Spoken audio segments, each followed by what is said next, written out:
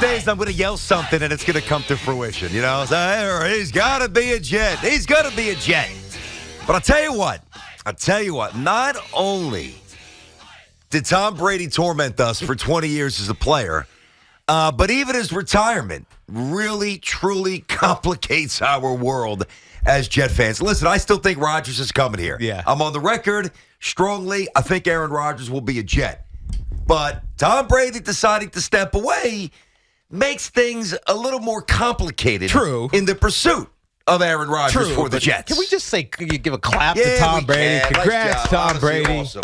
Actually hang it up this time. That's true. You know, not for ulterior motives or whatever it is you played for, but who knows? That's a conspiracy theory that a lot of people are throwing out there. What do you mean? That because he was getting in trouble with all the FTX stuff and, and his wife and liabilities. Yeah, that was a story for a minute. It was just kind of like, I got to play because I got to distract from this legal whatever. That's it. Congratulations, Tom Brady. Throw the FBI off set. Exactly. Right. Whomever it is. Live right next behind her. Doesn't matter.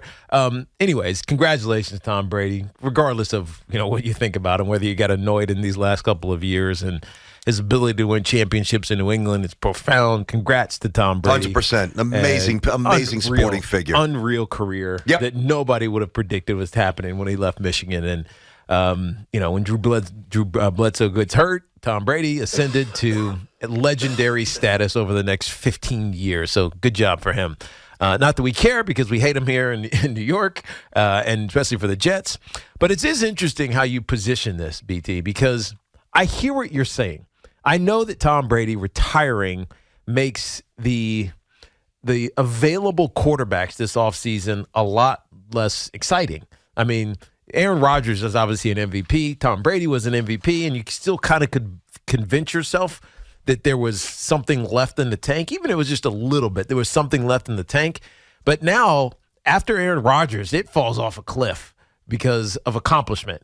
Derek Carr, good player.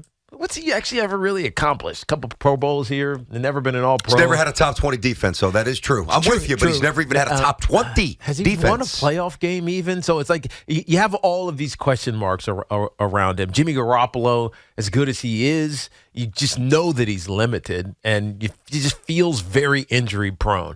And so the top end goes from, all right, there's a couple of interesting names and a couple of maybes there, to there's one guy you got to go get. And if Aaron Rodgers is truly free and the Green Bay Packers are willing to move on, it's going to be a bidding war. And I don't know if that's what the Jets want to get into. Well, that's why it changes. The dynamic, just based on the demand now for Aaron Rodgers, for those who are in the quarterback market, it's altered a bit. Now, that doesn't mean that the Jets should make an aggressive pitch for him. They're going to. I believe that. You believe that. Most of us believe that. And, again, I believe that Aaron Rodgers, week one, I believe Aaron Rodgers wear the Jets uniform. Or either that or he's retired. I don't believe he's playing another snap for the Packers. But with Brady now retiring, because we just had this discussion yesterday, I was surprised by this. I honestly was.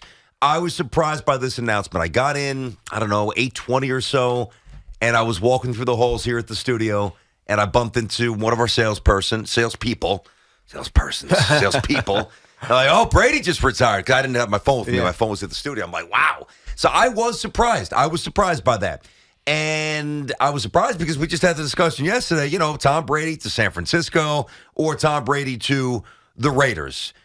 Maybe a Hail Mary, Tom Brady, full circle, reunites with the Pats, finishes up there, maybe. But the discussion points, the topics around Tom Brady were never, is Tom Brady going to hang it up? It's, where's Tom Brady going to go? Because we're all sure he's going to bounce from Tampa. Yep. Well, he bounces from Tampa, but now that he bounces from the NFL, this changes it. This does not change how aggressive the Jets should play this, but now you've got to at least point out the possibility of an irresponsible bidding war, because desperation forces teams to do wacky things. And with a dearth of options, this thing could become a little irresponsible fast. So what's that line of delineation for the Jets? What is it for you? When do you turn it off? Hit me with options, and I'll tell you if I would do it. So, you hit me, and I'll tell you. So when we talk about a bidding war, it's kind of going to come down to, all right, team A, B, and C, Jets are one of them, A, B, and C are talking to the Green Bay Packers about a trade package, right? Because there's nothing prescribed here. There's nothing that says you're trading Aaron Rodgers. This is exactly what it's going to cost. It could be anything. One team could come. Team A could come in and say, "All right, we're giving you 3 first-round picks. We're going to give you a couple of players and a supplemental pick, whatever it may be." Team B comes in and says, "Yeah, you know what? It's going to be a first-round pick, but we got to protect ourselves. So there's got to be a clawback on that second first-round pick if he plays this percentage of games, etc., or takes us to the postseason. Then it triggers and you get those 2 first picks." The third team could say, "You know what? We know you can't really afford him. We know you don't really want him. We're going to take a second-round pick and it's 4 second-round picks, whatever it may be." At what point do you, as a Jet, say this is too steep? Is it multiple first? Is it multiple assets and something from your team? That's not happening. They're not giving up players. What is it that where you're the Jets and you're saying we got to go Plan B? Okay. That is the question. And first of all, because one first rounder, that's a no-brainer. That's fine. We'll do that. Now let's identify Plan B. For me, Plan B is Derek Carr. For others, it might be Garoppolo. It might be. For me, Plan B is absolutely Derek Carr. Now, to answer your question directly, I think what the Jets are in a position to do, unlike the other teams that we foresee making aggressive pitches for Rodgers, is that the Jets have the ability to play hardball because of Hackett. That relationship, that affinity. At least we think. No, there's no thinking about it. He absolutely loves Hackett. He won MVPs with Hackett. He reveres Hackett. I mean, he's not lying. He loves Nathaniel Hackett. Now, he loves Devontae Adams as well, who's with the Raiders. What's more of a pull for Rodgers? I believe that it's Hackett, myself. A receiver can always go down. An OC's philosophies are always there because he's not going to put. If he pulls a hamstring, he's still going to coach. Yeah. All right. So I think the Jets know this. I think the Jets are dealing. It sounds crazy. A position of power, despite the fact they didn't score a touchdown for almost a month. The Jets are still incredibly appealing. Aaron Rodgers is intuitive. Aaron Rodgers knows talent when he sees it. And he knows the Jets have more than the Raiders. So I don't think the Jets will have to get irresponsible. So I'm not giving up multiple ones, like where they're absolute guaranteed ones. I'll give you the one, and then I'll give you whatever it takes. And if that becomes a one, I can live with that. You're not getting players, and you're not getting more than 1-1, guaranteed. Yeah. And I'll walk away. Yeah, and then if you do, I think you miss the opportunity that Aaron Rodgers brings. Aaron Rodgers is... I mean, he's still one of the best quarterbacks in the NFL. Oh, I agree. Things went a little askew last season, and that might be the only thing that keeps me from really desiring Aaron Rodgers. If I'm a Jet fan, he didn't show up to OTAs. He wasn't there at all. He gets to training camp. He's bitching and moaning about how his young wide receivers aren't understanding what he needs them to do, right? There's some liabilities there. And part of it is because he wasn't there. He wasn't there in the offseason. So I got to assume that wherever he goes to, he's going to be there in the offseason, even though it was shocking that he wasn't last offseason, especially with so many new pieces for him. But with that being said, he's still Aaron Rodgers. He's so much better than everybody else, than Derek Carr, than the other options, Jimmy Garoppolo. And so I think almost 3 first-rounders, that's an extreme. I'm not doing 3. 2? I don't think they're going to have to. 2, I would take, because it took 2 for Russell Wilson. It took 2 for it wasn't even Carson Wentz. Wasn't he 2 when he was traded? I don't remember. Oh, Carson, I think he meant Carson Palmer. Carson Wentz. From Philly. Wasn't he 2? I'd have to double check that. 2? It's been a lot of I saw the list a couple weeks ago. It's 2. It's going to be 2. I could live with 2 for Aaron Rodgers, but that's probably about it. Yeah, but I'm not even sure it's going to be that. And listen, we can nickel and dime this all day. Those guys are a lot younger than Aaron Rodgers. Yeah. That matters. And the other thing that matters, you're doing the Packers a favor with the money that you are now absolving them of paying. So I think the Jets can play this in a way that is incredibly advantageous to them, where they walk away with one of the great all-time quarterbacks who's got juice in the tank, who's going to be certainly incentivized and invigorated to show that last year was a bit of an anomaly, the broken thumb, the lack of weapons, blah, blah, blah. I still think that this works out favorably, but the question is, minus Brady, supply and demand is altered here. How willing are you to go for it from a Jets point of view? 877-337-6666. So hopefully everybody's got it. I don't even know if we said hello. How's everybody doing today? How are you today? We're inside of our Town Fair Tire studio. Our friends at Town Fair remind you that you always get the guaranteed lowest price on name brand tires from Connecticut to Maine. Nobody beats Town Fair Tire. Nobody. Yeah, and again, this is about Rodgers for our purpose, the local Jets. That's what we care about. But man, Tom Brady, what a figure. You're gonna dude. Miss him? Yes, in the game. I am. It's funny. You know what? I'll tell you why. And I've said this. You should know, even though sometimes you get through rabbit holes when I'm talking. But you've heard me say this enough.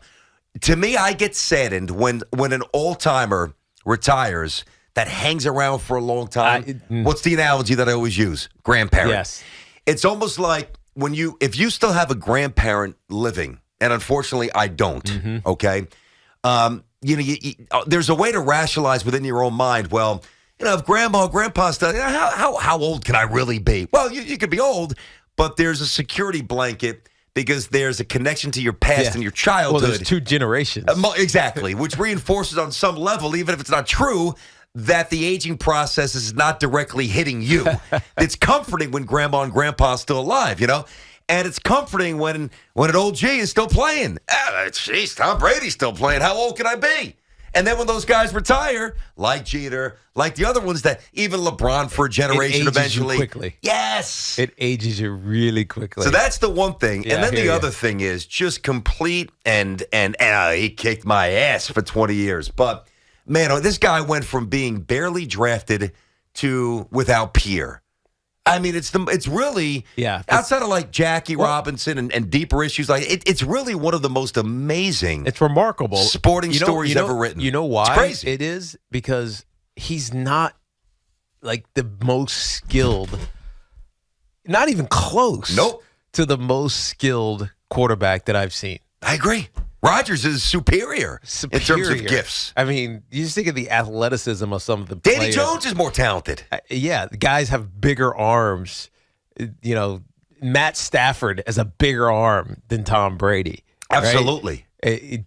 And so many guys are faster. Everybody's faster. You know what it is with Tom? It's proverbial. It's cliche. It's nonsense, but it's quoted all the time. Oh, that guy has it. Like what? Nobody knows what the hell that it is. Yeah. But whatever it is, Tom has it. Like Jeter. Because it's not the superior skill, the size, the strength, it's none of that. It is whatever that it is. He had it to be clutch, right? Just certain guys, just like their processing like slows down and their heart slows down, and he makes it look routine when it's so hard to do all the things that he did to win those championships. He's an icon. Listen, I told Teak this a while ago. I think this is a great day to tell you. I'll try to keep it under 30 seconds here. I want to get these calls, 877-337-6666. But I think this captures the essence of Tom Brady in terms of what his family expected. Yeah. So when I moved to San Francisco, I was doing a lot of TV out there, whatever, for Comcast. And I'm in the green room one night. Tom Brady's dad is there. Tiki knows the story. And it was right before, I forget which Super Bowl. Well, obviously, that one, because it was 2011 when I was out there.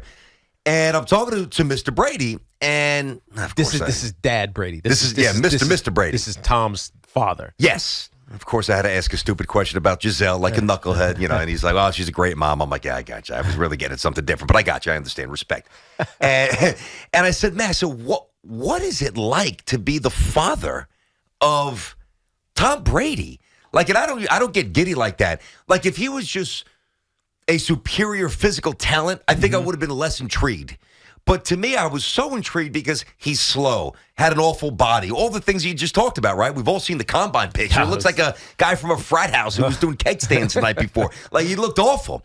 And I said that to him. He said, let me tell you. He said, when Tommy was drafted, right before he was drafted, we actually said as a family, if he could squeeze out a year or two as a backup and make a couple of $100,000 and then go and hit the financial world, we'd be thrilled. His own family didn't think that he was going to make it. Wow. I was like, that's amazing. All right, 877-337-6666. So I'm not saying to temper the push for Rodgers, but at the very least, you need to have a plan B because this does complicate it a bit. Justin's in Cranford. What's happening, Justin? Good morning, guys. What's happening, Justin? What's up, bud? So I am a diehard Jet fan, and I think I represent a particular portion of the fandom that says, what about Mike White? Because, we don't like Aaron Rodgers. The whole team loved him. And we thought, we think he broke 5 ribs because he was fighting for his NFL life. And if the guy knows coming into the season that he's going to be the starter and he's got the whole world in front of him, what about Mike White? No. I feel like there's a gulf between what the Jets need and what Mike White could provide. Mike White rolling into Arrowhead and beating Pat Mahomes? Is he rolling into Cincinnati beating Joe Burrow? Is he rolling into L.A. and beating the Chargers with Herbert with a new coach? Come on. Look, it'd be irresponsible of me to say he can't do any of that. But the likelihood, if you're making a bet, because that's what this is right now. Once you get to the offseason and you're not playing anymore, you're basically making bets. And that's with free agency. That's with the draft. Free agency is probably harder, as you've mentioned many times, because it's a crapshoot. You don't know. You're going to pay a dude, and he could suck all of a sudden, right? The draft, you're making bets. What is my best bet that I can make? And it takes all this evaluation from internal scouts, the field scouts, all this stuff, the coaching input. You're making a bet. If I can't make a real bet on Mike White and believe that everything that I need to happen is going to happen with him. That's and the it's not answer. a knock on him. It's not a knock. Of course not. It just is what it is. Yep. You got to spend your money make your bets the right way. I've got incredible respect for Mike White. No doubt. Profound No respect. doubt. He's another guy who maybe shouldn't even be in the NFL based on his transient path and the way he was perceived coming into the draft. Cut 5 times. 5 times. I mean, practice squads. And the guys had some moments that were amazing. And again, respect. But Joe Douglas is not betting on his Jets' future with Mike White. And neither is Saleh, and that's the point where they are. They need to win. 877-337-6666. So what's the Jets' play at quarterback? All right, we'll get more calls coming up right here on The Fan.